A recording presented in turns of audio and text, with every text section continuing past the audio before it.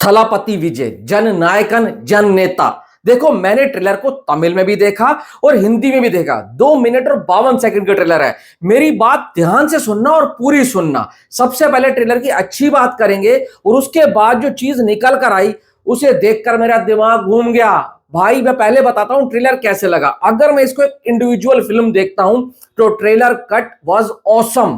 Fast cut थे, action sequence अच्छे थे, कहीं कहीं पर वीएफएक्स वाले शॉट बहुत ज्यादा मतलब डिस्प्ले हो रहे थे। साफ लग रहा था कि ग्रीन स्क्रीन के ऊपर किया गया ये शॉट है। मेरे को थलापति की एंट्री बहुत अच्छी लगी, जैसे राजा महाराजाओं की एंट्री होती है, हाथी सलामी दे रहे और वहां से एक शेडो से भाई वो निकल कर आ रहे थे। वो शॉट बहुत अच्छे तरीके से कट किया गया है। बेटी वाला जो एंगल डाला है वो भी अच्छा है। जो बेटी को ये स्ट्रॉन्ग बनाना चाहते हैं, मतलब अपने पैरों पर खड़े होना चाहते हैं, वो चाहते हैं कि सशक्त बने, पावरफुल बने, ताकि उसको किसी के आगे झुकना ना पड़े। इन टर्म्स ऑफ मतलब वो पढ़ाई से भी स्ट्रांग हो और शरीर से भी स्ट्रांग हो। कभी कोई दिक्कत आए तो वो खुद सारी चीजें हैंडल कर ले।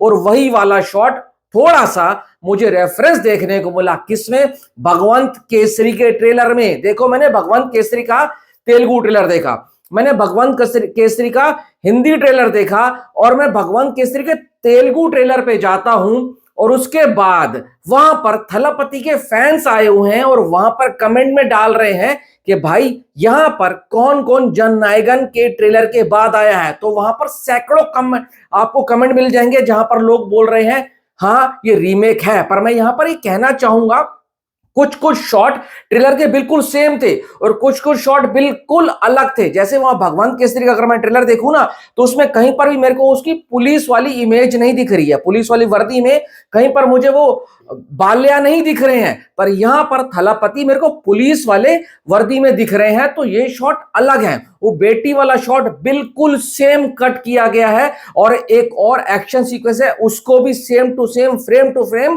कॉपी पेस्ट कर दिया गया है। तो ये तो अब मुझे लग रहा है 50-50% कि ये भगवंत केसरी का रीमेक हो सकती है।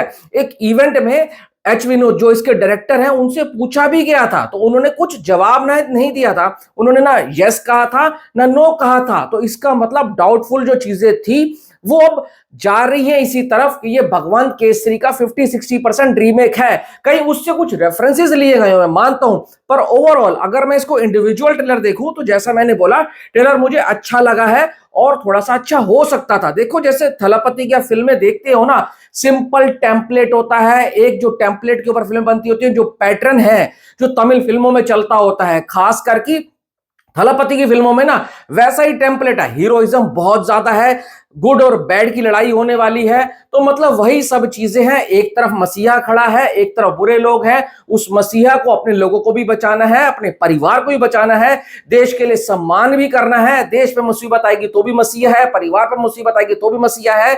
सेम वही चीजें मुझे इस ट्रेलर में लगी। अब ये है उनकी आखिरी फिल्म, नो डाउट पैसा दबाकर कमाएगी, पब्लिक भर भर कर जाएगी। थलापति फैंस के लिए ये किसी फेस्टिवल से कम नहीं होने वाली है फिल्म। तुम इसकी एडवांस बुकिंग तमिलनाडु में ओपन होने दो, भाई साहब एक सीट नहीं बचेगी। पर मेरा ये सवाल है, क्या थलापति अपनी आखिरी फिल्म रीमेक के साथ करना चाहते हैं? और ये जो नेता बनने जा रहे हैं अब, वही सेम चीज इस फिल्म में भी दिख रही है। मुझे लग रहा है जो पारी वो खेलने वाले हैं वो पारी पहले ही इन्होंने इस फिल्म में निभा ली है। मैं आप बोलूं तो मुझे ठीक ठीक लगा, बहुत अच्छा भी नहीं था और बहुत बुरा भी नहीं था। पर जब मैं भाई उसका भगवंत केसरी का ट्रेलर देखता हूं तो मुझे कहीं कहीं पर लग रहा है हाँ ये 100% रीमेक की तरफ जा रही है। बाकी जब पिक्चर आएगी 9 तारीख को तो पता लगेगा। अब लगता है राजा साहब अगर ये रीमेक निकलती है तो राजा साहब को कुछ ज्यादा बड़ा रिस्क नहीं होने वाला है, क्योंकि फिर ये तमिलनाडु में सिमट कर रह जाएगी। हिंदी बेल्ट में इस फिल्म को कितना प्यार मिलेगा नहीं मिलेगा ये देखने वाली बात है। और एक और बात जो मोस्ट इंपॉर्टेंट है, थलापति की डबिंग किसने करी है? मुझे नहीं अच्छी लगी। संकेत मात्रे की आवाज होनी चाहिए थी। और आप कमेंट्स में जाओगे तो पब्लिक वोट कर रही है कि वी वांट संकेत मात्रे डबिंग। बहुत हल्की आवाज में उनकी डबिंग की गई है। अब मैं औरों की तरह मक्खन मलाई लगाकर फाड़ दिया चीर दिया नहीं बोल सकता हूं यार। मेरा काम है जेन्युइन चीज बताना जो कि मैं बता रहा हूं। बाकी आप अपनी राय कमेंट बॉक्स में बताकर जाना। Thanks for watching.